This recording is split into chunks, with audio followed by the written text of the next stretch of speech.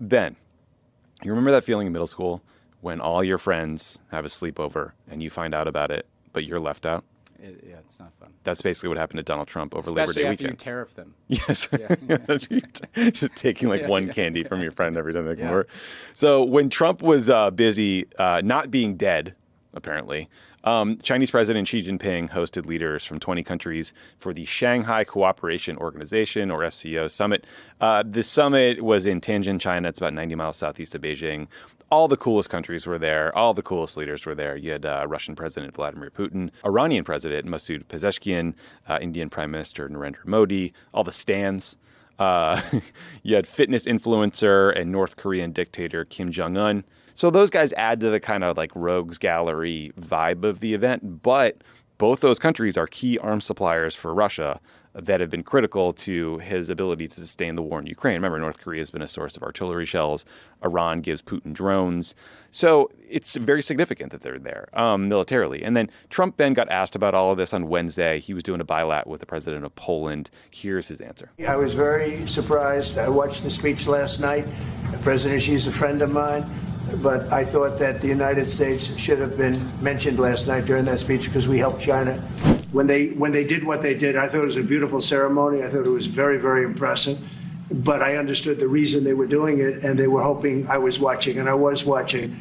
My relationship with all of them is very good. We're going to find out how good it is over the next week or two. So I'm not owned, per usual. We'll find out in a week or two. So Ben, again, like just to check ourselves, like the SCO summit, all summits, it's like stage managed propaganda, right? Like that's part of the point. These guys being together doesn't mean they agree on everything or with each other or coordinating, right? Like India and Pakistan are part of this event. Like they don't agree on a lot of stuff. So we don't want to overreact. But like you, I did feel like there was something different about this event. Yes. The timing, the anger over the tariffs, Modi kind of really leaning into his relationship with the Chinese and U.S. competitors and with Russia. It seemed different to me. Yeah, first of all, Trump probably is jealous and got on the phone with Pete Hegseth because he probably wished that the U.S. troops in the parade goose-stepped as well as the Chinese troops did. They were stepping. But let's put the fascism aside for just a moment here. On the Ukraine point, Kim Jong-un met with Putin, reaffirmed his support for the war in Ukraine. He basically got a big reaffirmation of support for his Ukraine policy. Now compare that to NATO, where they basically have to beg Trump and call him daddy and nominate him for the Nobel Peace Prize. And he still doesn't provide arms to Ukraine. There's no security guarantee. He humiliates Zelensky, right? So Trump, basically treats Zelensky like a piece of garbage when he comes to the Oval Office. And then Putin goes, and he's got a bunch of really powerful people validating him. So the message on the war in Ukraine is that this guy, Putin, actually has a stronger alliance behind him than Zelensky does right now. And that's a real thing. This Modi piece is hugely important. Successive U.S. administrations for decades have basically invested in a strategic relationship with India, a defense relationship, a commercial relationship, a economic relationship, a technological relationship, in the hopes that this very big swing country of well over 1 billion people, a massive market, obviously hugely strategically located on the Indian Ocean there, would tilt in the direction of what used to be the world's democracies, the U.S. and Europe. Well, this was Modi, not being shy at all in response to Trump treating him like garbage. I mean, this is just a rule of human behavior. Some people think foreign policy is really complicated. Sometimes it's not. If you treat someone like shit, they're going to cozy up to your adversaries. Right. And there's Modi signaling, hey, I'm actually moving in the direction of this team, not your team. And that is a massive tectonic shift if that is something that is actually going to go forward. And we'll explain why, because it's way dumber than you think. Yeah, it is. It couldn't be dumber. And so we have to take this very seriously. And the other problem, and this is why we really encourage you to continue to join us every week, is the U.S. political and media ecosystem does not seem to be able to hold Trump accountable for any of this. If this kind of thing had happened when Barack Obama was president, or Joe Biden was president, or a normie Republican, there would be like a freak out about how we've squandered our leadership in the world. The Fox News chyrons, Fox News would be the humiliation. Fox News would be playing this B-roll in a loop, right? But for whatever reason, Trump's utter failure on Ukraine diplomacy, utter failure geopolitically, his tough talk with China and no follow through, like it doesn't stick to him because nobody has any expectation for him. But we're going to look back 20 years from now and be like, wow, that's pretty amazing that this guy came in and basically in a few months, ceded all semblance of U.S. leadership. Whatever you think of U.S. leadership, the one thing that's clear is the rest of the world is no longer on board with it. Yeah, but before we get to the Modi thing, did you see that there was like a hot mic moment that someone kind of clipped and shared on Twitter this morning? It was like CCTV in Beijing. They captured Putin and Xi talking, and they were talking about living to be 150 because you can get like synthetic organs or organ transplants. And it's like, I've often wondered what Xi and Putin might talk about, and this perfectly tracks. Apparently, it's the same thing that people are talking about, like the tech bros at Peter Thiel. First camp at Burning Man. Yeah. But I just say that the other thing I just want to say is that Trump always says this stuff like Xi does not like him. He doesn't. None of those people like him. No. And there's something really sad and pathetic about the fact that these people are literally coming together with the express purpose of trying to humiliate Trump. And he's still like, they like me. Xi likes me. I like them.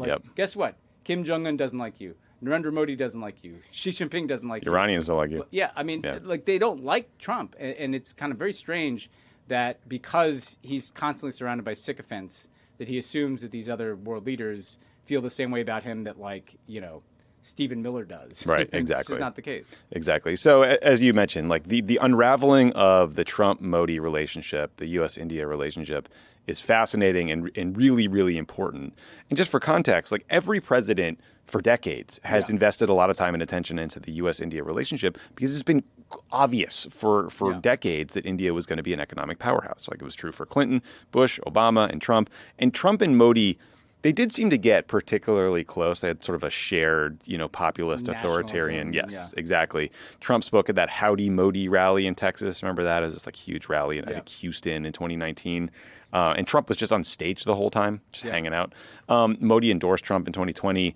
But in recent weeks, whatever goodwill had been built up seems to have just gone away. Over the weekend, the New York Times kind of detailed the backstory of that unraveling. A lot of it stems from Trump trying to take credit for a ceasefire deal between India and Pakistan. So listeners probably remember back in May, we covered this. There was a brief but very serious armed conflict between India and Pakistan. It included airstrikes by the Indian military deep into Pakistani territory. Pakistan attacked Indian military bases. There was a drone battle. It was really serious, scary stuff. But after 4 days, India and Pakistan's military heads, they got on the phone, they brokered a ceasefire. But right as they're deciding to announce it, Trump front runs the announcement and takes credit for it. And that claim was bullshit, but the Pakistanis were whatever. They loved it. Yeah. We're we'll play along. Because it made them this equal partner to the Indians. Exactly. And it made it look like America was on their side. Exactly. And so the Pakistanis even put forward Trump for the Nobel Peace Prize. And then clearly someone on Trump's team must have told him, hey, India's not happy about you taking credit for this ceasefire. But it didn't slow him down. And according to the Times, it got to the point where Trump even called Modi directly and on the phone suggested that India should nominate him for the Nobel Peace Prize, which, geopolitics aside, Ben, it's just insane. Imagine on a human level, there's two people on this phone call. Both of them know that Trump absolutely did not broker this ceasefire, let alone fully resolve the conflict between India and Pakistan. But Trump is pushing Modi to give him the Nobel Peace Prize or nominate him. It's just it's an insane thing to do, just on a human level. So Modi says no. Fast forward to last week. Things are now so bad that Trump has slapped a 50% tariff on India. And on Labor Day weekend, Trump was complaining that our relationship with India is, quote, a totally one-sided disaster. So, while Modi was hanging out in China, Trump was just whining about him on Twitter. And in parallel, Xi Jinping saw this growing fissure between the U.S. and India. He decided to start some quiet outreach to the Indian government. Bloomberg News reported that Xi sent India a letter that was received well, that led to more dialogue and visits, and a thawing of tensions that had been quite bad since this violent border dispute back in 2020, which we covered at the time, too. It was these guys fighting at high altitude. 20 Indian soldiers died. Remember there were reports of them hitting each other with baseball bats and shit. It wasn't good. It was crazy. Yeah. Anyway, so it was a very deep wound that was difficult to heal between these two countries. It took 5 years, but Donald Trump made it happen. So thanks for that. So Ben, do you just want to give some context and help explain to listeners why Trump claiming that he brokered this ceasefire was so enraging to Modi, and then just the broader stakes of this rupture? Yeah, so you have to remember, right? I mean, India and Pakistan are, dating back to the partition of India, which led to over 1 million deaths as Muslims moved to Pakistan and Hindus moved to India. They've basically been enemies ever since then, and Kashmir has been the flashpoint. They both claim this territory as their own, and they've never been able to resolve it, and they've fought multiple wars over it. And they all kind of follow a similar pattern where there's a flare-up, there's an exchange of violence for a period of days, sometimes weeks, and then they kind of peters out because, especially since they both obtained nuclear weapons in the 90s, you don't want to go too far over the precipice here.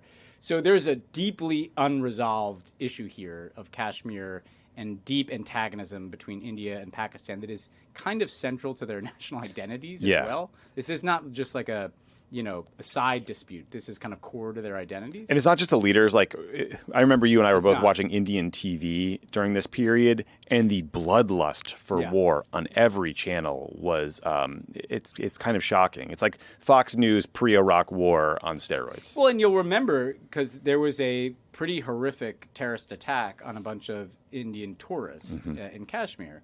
And so there was a horrible terrorist attack that precipitated the hostilities that then kind of reached the point where they were going to de-escalate. And literally, it doesn't seem like anything happened other than like Marco Rubio lobbing in the routine phone calls that any U.S. secretary. I mean, doing the basics. If Joe Biden was president, if Barack Obama was president, if Bill Clinton was president, if George Bush was president, the U.S. would have done the exact same thing and would not have taken any credit, because to do that would be to humiliate India, because India is the bigger and stronger power.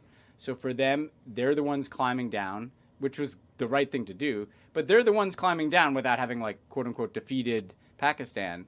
And so for Trump to come in, it makes India, which is a very proud country of over 1 billion people, feel humiliated if it's like they're in the same weight class as Pakistan and the U.S. told them to stop it and Trump should get a Nobel Peace Prize. It is absolutely humiliating to Modi that Trump did that.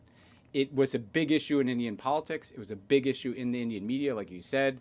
Like the people that usually like Modi, the kind of MAGA of India, they were pissed about it. And the more Trump talked about it, the Pakistanis were basically trolling India when they're nominating Trump for the Nobel Peace Prize. So Trump doesn't even understand that this isn't just an inconvenience to Modi. This is like totally humiliating. It totally offends the national sensibility. Whatever you think, by the way, I don't like this kind of antagonism that they have for Pakistan and vice versa, but it is what it is.